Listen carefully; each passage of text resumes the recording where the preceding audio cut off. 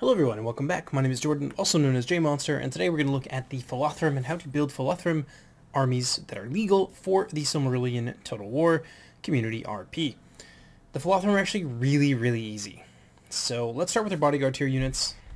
They really stand out aesthetically. Generally, the more well-armored something is, the higher tier it ends up being. So the Arain Efedun and the Arain Kirlim.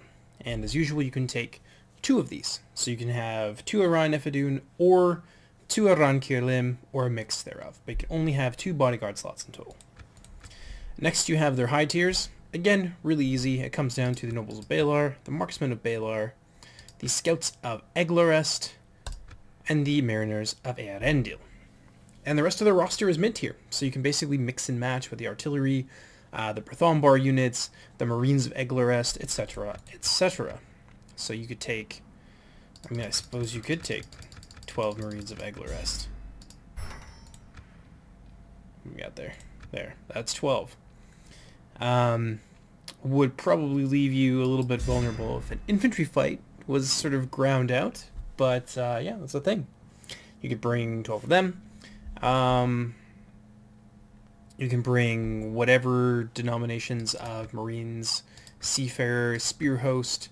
Although I recommend that you don't bring detachments because they do take up valuable slots. If you're going to be using detachments, I recommend that you save that sort of thing for your garrisons, because your garrisons do have some additional rules that actually constrain you based on a budget and based on how much things cost. So your field armies operate differently. You're going to build them differently because they have different goals in mind. But yeah, so Foresters, also mid-tier, Marines, Warriors of Eglarest, etc., etc. Rangers of Brythonbar as well. And then you can mix and match with a couple of catapults if you so choose.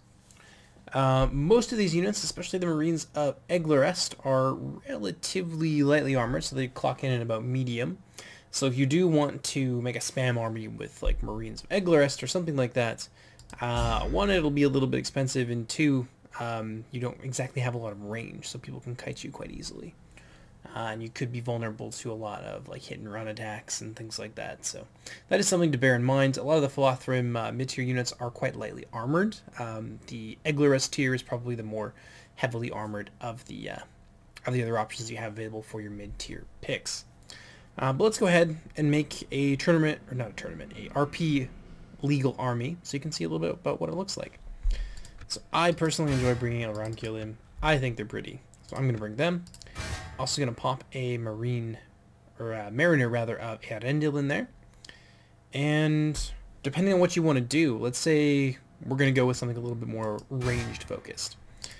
You then have 5 slots that you can fill in with, say, Marksmen of Balar, for example. And then you're going to have to eschew your cavalry entirely. That is a hard choice that you have to make if you want to double down on your Balar tier units. So if you want to bring, let's say, 3 Nobles of Balar and 3 Scouts of Eglarest, that is something that you can do.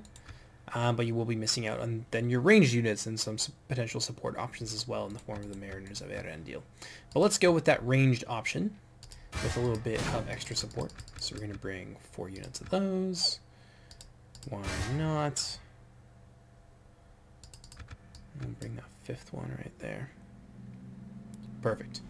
So, huge range contingent here, which means we probably don't need to bring any Rangers of Brythonbar because we have this really high-end missile corps. But we are, you know, eschewing mobility entirely in order to use this. So next, let's say, we'll bring 4 of them. 4 of them.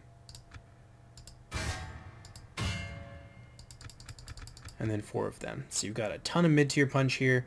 You've got fantastic ranged options. And then when it comes to close quarters, you've got some good options here in terms of anti-armor piercing, anti-infantry, especially anti-heavy or like lighter infantry. The harassment javelins over time can do a decent amount of damage to both of those. Or you can eschew these lower tier units entirely and go right for the Mariners of Eglarest. Also a possibility. The Spearhosts of Brythonbar are a good deal cheaper. They're going to cost you less in upkeep.